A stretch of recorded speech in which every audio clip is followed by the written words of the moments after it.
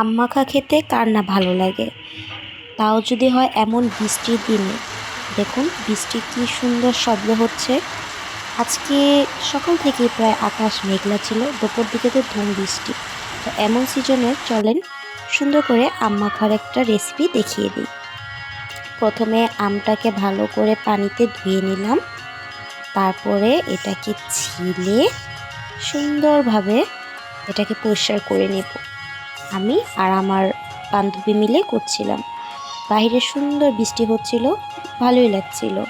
এই যে বাহিরের ভিউটা একটু দেখিয়ে দিলাম, খুব ভালো লাগছিল। এখন হচ্ছে আমটাকে ভালোভাবে ঝুড়া করে নিব, সুন্দরভাবে ঝুড়ি করে এখন এটাতে দেব হচ্ছে সুন্দরভাবে লেবু পাতা। আমাদের বারান্দায় যেহেতু লেবু গাছ ছিল, তাই কয়েকটা পাতা ছিঁড়ে সুন্দর করে এখন এটাকে ধুবো, ধুয়ে টুয়ে তারপর পাতাটা দেব। আমি আমার বান্ধবীকে বলছিলাম যে পাতাগুলি ছিঁড়, আমি ভিডিও করি। এই তো সুন্দরভাবে এটা ধুয়ে টুয়ে আমি দিয়ে দিলাম।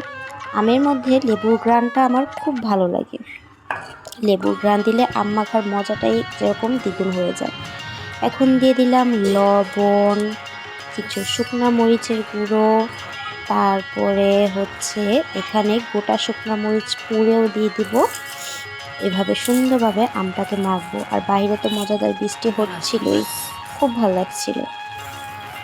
এখন হচ্ছে এখানে কিছু চিনি দিব হালকা, দিয়ে এটাকে ভালোভাবে মাখবো। মাখলে হয়ে যাবে মজাদার আম মাখা। কাঁচা আম মাখা সবারই ভালো লাগে, আমার তো দেখেই জিভে জল এসে পড়লো। এখন হচ্ছে আম মাখা রেডি, আমরা এখন সবাই মিলে খাবো আর বৃষ্টিটাকে এনজয় করব। আল্লাহ হাফেজ।